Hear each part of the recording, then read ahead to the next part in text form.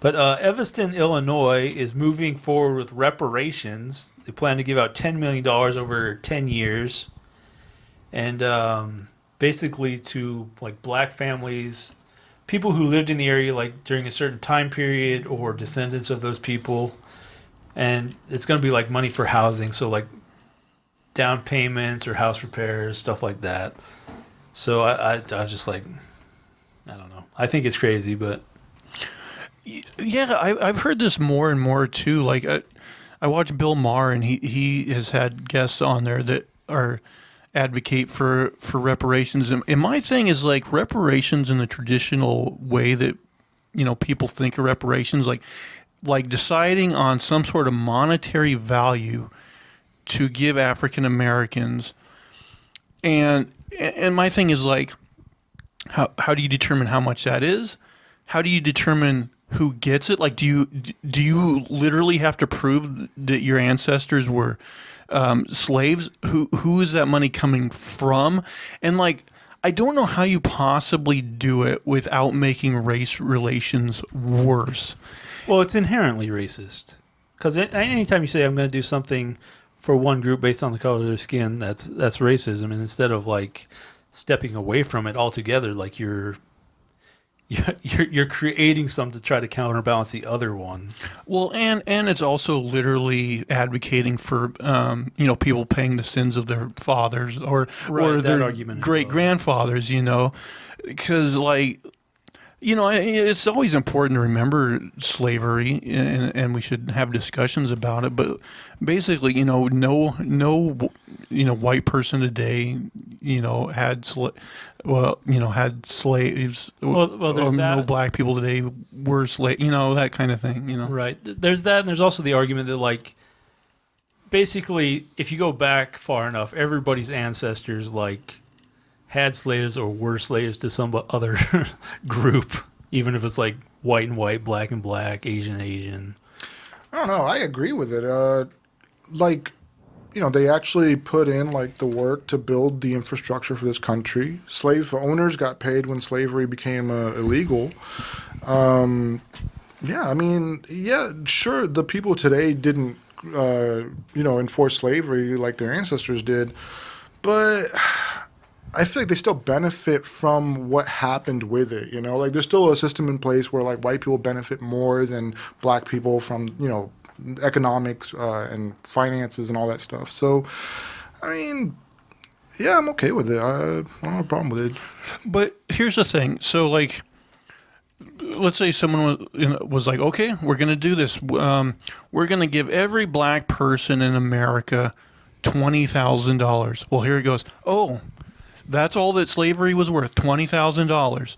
It should be this amount, or then they're going to go, well, yeah, I'm black, but I'm from the Dominican, or he's black, but he's from like Haiti or the Dominican Republic. He shouldn't get something, or he's half black. Does he get 10,000? These are the kind of things that are going to come up if anybody ever tries to actually give reparations in that kind of way.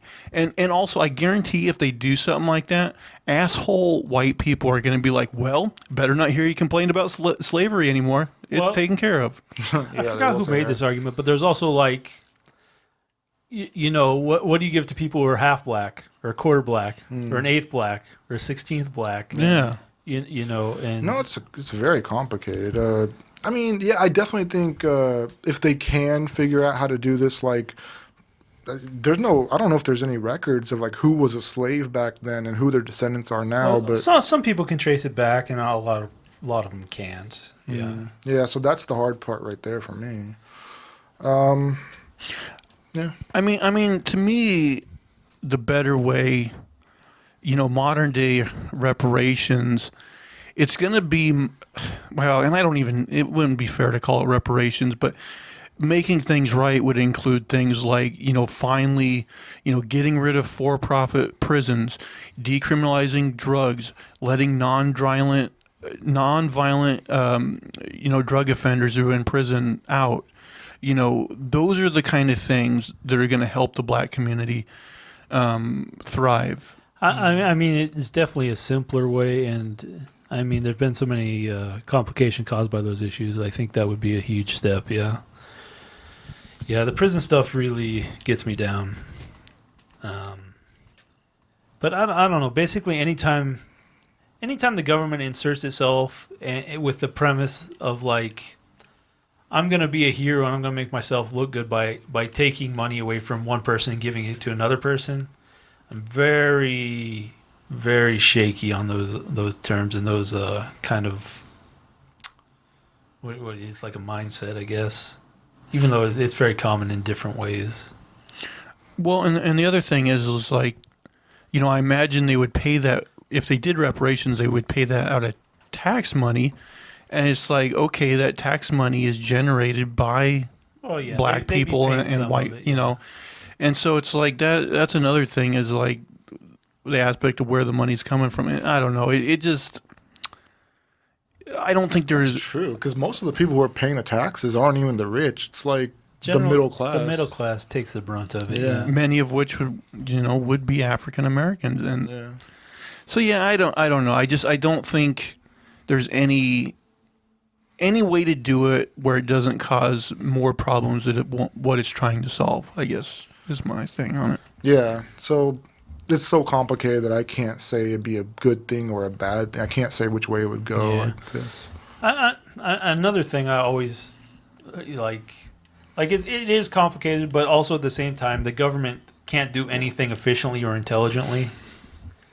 So like, if they decided to put like $1 trillion toward it, like half of it would go to bureaucracy and just like middle people, Some sort of corruption or something. and then like Amazon would get like 1.5 billion of it or something.